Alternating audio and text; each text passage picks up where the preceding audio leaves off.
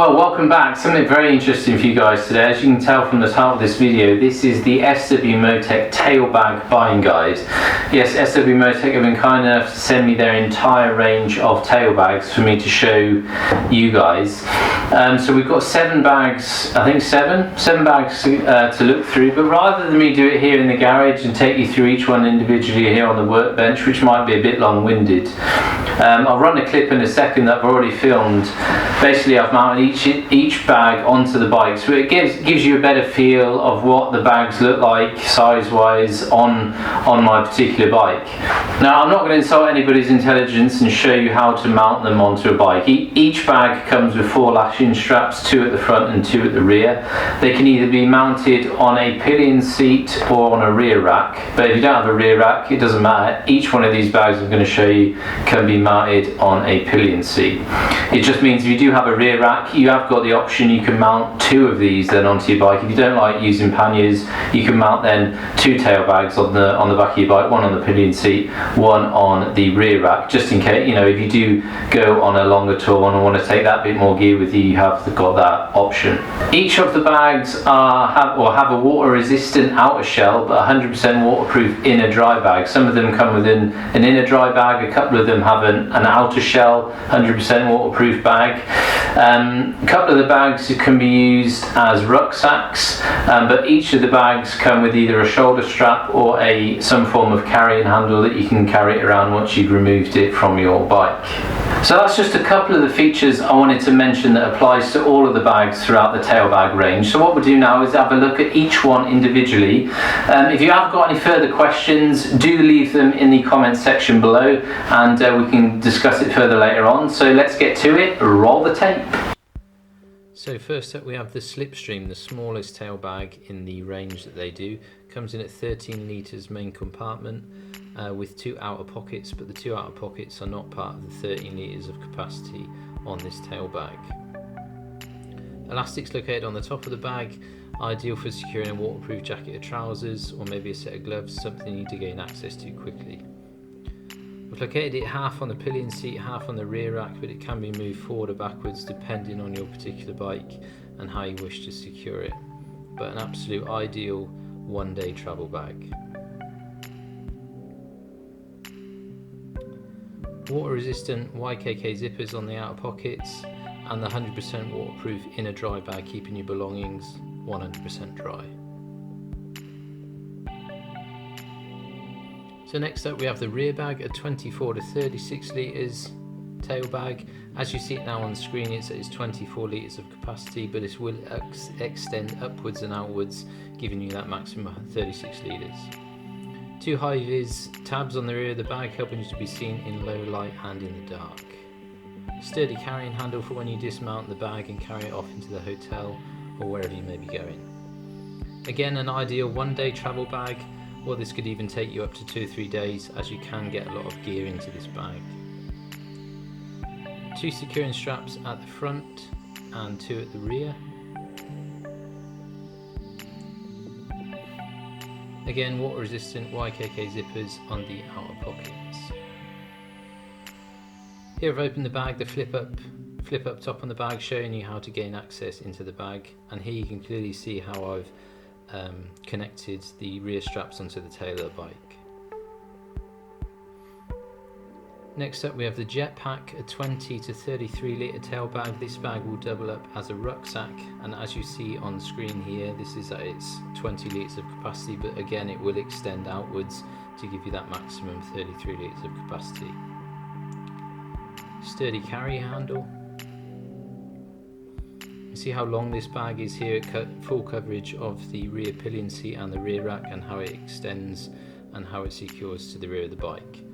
It secures to the front of the bike using the shoulder straps from the rucksack function. And again, that typical red liner of SwMotech, which allows you to be able to see belongings clearly inside the bag. Top compartment on the bag for your small belongings, and again some high-vis tabs on the rear of the bag so that you're seen in low light. And again here showing you how it doubles up as a rucksack with the 2 shoulder straps. Next up we have the rear pack, which is the 36 to 45 litre tail bag. This connects to the rear rack with an optional steel rear rack, which the bag sits on top. It's an option, you don't have to get the steel rack, you can mount it on the pillion seat, but using the steel rack which adds on to the top, it's just a bigger base, so the bag doesn't hang over when it's loaded, so that it doesn't hang over the sides, but it is an optional extra, but it is quick release. It's secured by 3 bolts to the top of the rear rack, but it's quickly removed. Bag extends outwards, left or right. Here I've extended one side of the bag. Here you can clearly see it on the left hand side of the bag. That side is extended, the right hand side is not. 2 outer pockets, left and right, and some D-rings at the top there for securing a shoulder strap. But it fits well on the rear rack of this bike. And here you can see the options that you've got. If you use a rear rack, you can then add 2 rear bags or 2 tail bags to your bike. Next then we've got the cargo bag, a 50 litre bag. This is its full capacity, it's not extendable in any way, 50 litres is its full capacity.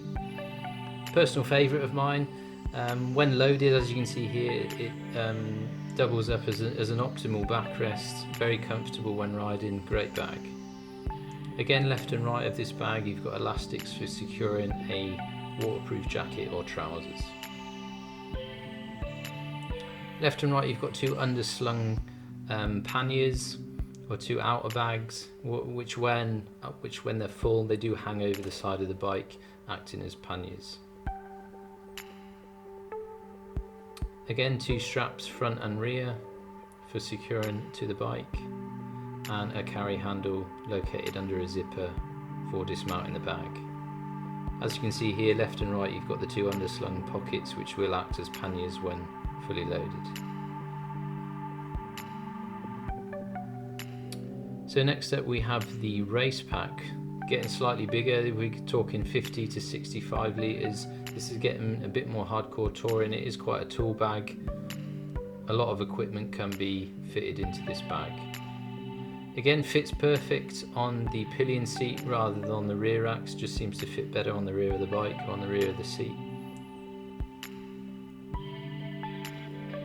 Lashing straps again, 2 at the front, 2 at the rear, 2 I've got onto the rear pegs there, and the rear 2 I have on the rear rack. Left and right outer pockets with D-rings for securing a shoulder strap, and here you can see 2 compression straps which go over the top, which compress the bag when it's fully loaded. You can probably even get a roll mat into the top of there, but just to be aware, it will make the bag a lot taller. And here you can see how you gain access to the main compartment there via a zipper. Again, showing you the outer pocket on the right hand side of the bag.